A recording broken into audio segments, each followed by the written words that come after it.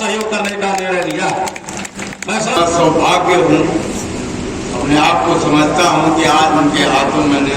Sapa join किया है। समाजवादी इसलिए जब आज ज्वाइन किया वो भी बताना चाहता हूँ। और हमारे सीनियर जब 91 में विधायक हुआ था तब इनका भाषण माननीय आजम साहब का सुनता था। बड़ा मैं सौभाग्य हूँ, अपने आप को समझता हूँ कि आज उनके हाथों मैंने सपा ज्वाइन किया है। समाजवादी इसलिए जब आज ज्वाइन किया वो भी बताना चाहता हूँ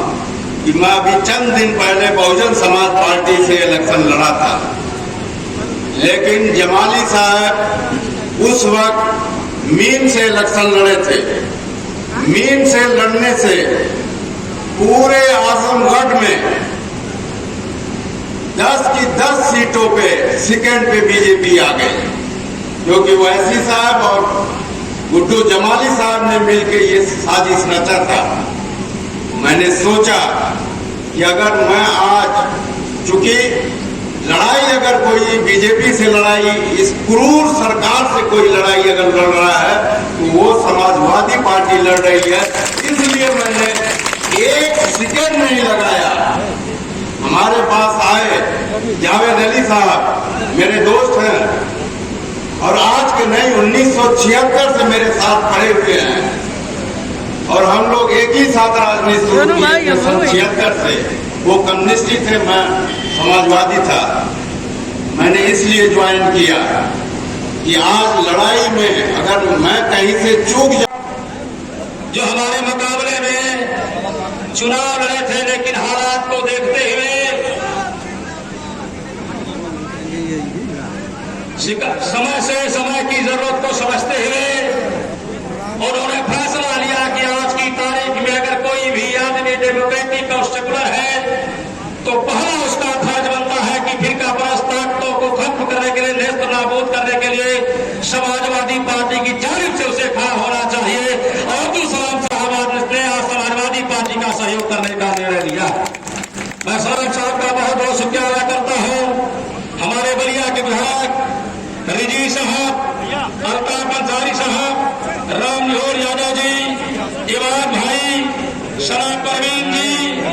अम्बार बीबी साहब, जिन्होंने इस देश में खूबसूरत एक गीत गुनगुनाए हो कि सारे जहां से अच्छा हिंदुस्तान हमारा। ऐसे उत्तर हिंदुस्तान में जहां हिंदू और मुसलमान ने मिलकर के इंकलाब जिंदाबाद के नारे लगाया हो और जहां मिलकर के इस देश के हिंदू और मुसलमान, सिख और ईसाइयों ने इस देश को आजाद करा करके भारत माता का जय घोष किया हो, उस देश में एक ऐसी नफरत की सरकार, एक ऐसी नफरत की सरकार आई जो हमारी देश की सीमाओं को भी, हमारे देश के सैनिकों को भी आउटसोर्सिंग पर रखने का काम कर रही हो। ऐसे वक्त पर हम आवाज देते हैं एक ऐसी अक्षर, एक ऐसी शख्सियत को कि लाख दिन ढा दिया हो लेकिन जालिम के सामने कभी झुकने का नाम नहीं लिया। ऐसी शख्सियत जो मोहम्मद जवाहर अली यूनिवर्सिटी के फाउंडर मेंबर, जो समाजवादी पार्टी के फाउंडर मेंबर माननीय नेताजी के साथ साना बसाना चल करके इतनी मजबूत समाजवादी पार्टी माननीय अखिलेश यादव जी के साथ जिन्होंने इतना बड़ा सफर तय किया हो, ऐसे मोहम्मद आजम खान साहब को मैं दावत देता हूँ, आवाज देता हूँ कि पूछना अपने आप से, अपने घर जाकर आईने के सामने खड़े होकर खुद से सवाल करना कि 5 महीने अगर तुमको किसी कमरे में बंद कर दिया जाए, या तो तुम दीवारों से सर मारकर खुदकुशी कर लोगे या पागल हो जाओगे। न मैं पागल हुआ, न मैंने खुदकुशी की, मैं जिंदा तुम्हारे सामने खड़ा हूं। बहुत कुव्वत बर्दाश्त, जिस्म कमजोर हो गया, बीमार हो गया, क्योंकि सड़ी हुई रोटी से दाल का पानी बहुत दिन तक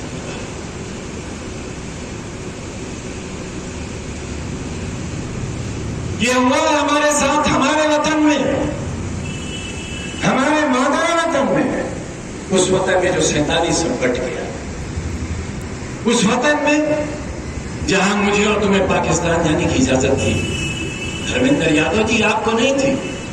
अंबिका चौधरी साहब आप नहीं जा सकते थे पाकिस्तान, हम जा सकते थे, लेकिन हमारे अजदाद ने इसे अपना वतन माना, मादर वतन माना और नहीं गए हिंदुस्तान छोड़। हमें इनाम मिलना चाहिए था, हमें हुब्बुल वतनी का तमगा मिलना चाहिए था, मगर गवाह हैं हमारे साथी, जब हम असेंबली में बोलते थे, जब हम पार्लियामेंट में बोले, कहा गया कि तू पाकिस्तानी एजेंट है, गद्दार है, देशद्रोही है, वापस जा। इतनी बड़ी जिल्लत सहने के बाद भी हम जिंदा हैं और आपके सामने जिंदा खड़े हैं, इससे ज्यादा हमारी हिम्मत का सबूत और क्या होगा और क्या इम्तिहान होगा जवाब।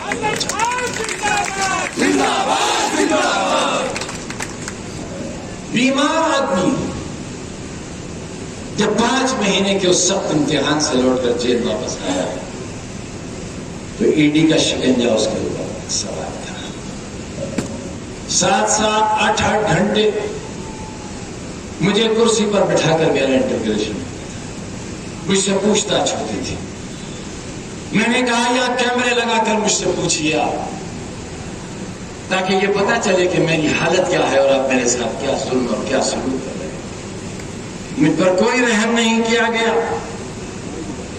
और जानते हो तन्हाई के इस कैदी से जिसकी एक रात 1 साल के बराबर थी और 1 साल 1 सदी के बराबर था, उस बीमार मरीज के साथ 8-8, 10-10 घंटे तक एक सवाल को 1000 बार पूछा जाता था और सवाल यह था कि बताओ तुम्हारे विदेश में कितने बंगले हैं, विदेशों में तुम्हारे कितने होटल हैं, कितनी जायदादें हैं, कितने बैंक अकाउंट हैं। मैं सुनता रहता था और आखिर में मैंने जवाब दिया कि 2 बार एमपी रहा हूं, इसलिए एक अकाउंट पार्लियामेंट में है, उस वक्त 9वीं बार विधायक था, इसलिए कहा कि विधायक रहा हूं, तो लखनऊ की विधानसभा के बैंक में मेरा अकाउंट है। इन 2 जगह के अलावा पूरी दुनिया में अगर मेरा कुछ भी है तो मैं आपको देता हूं, अपना हक वापस लेता हूं,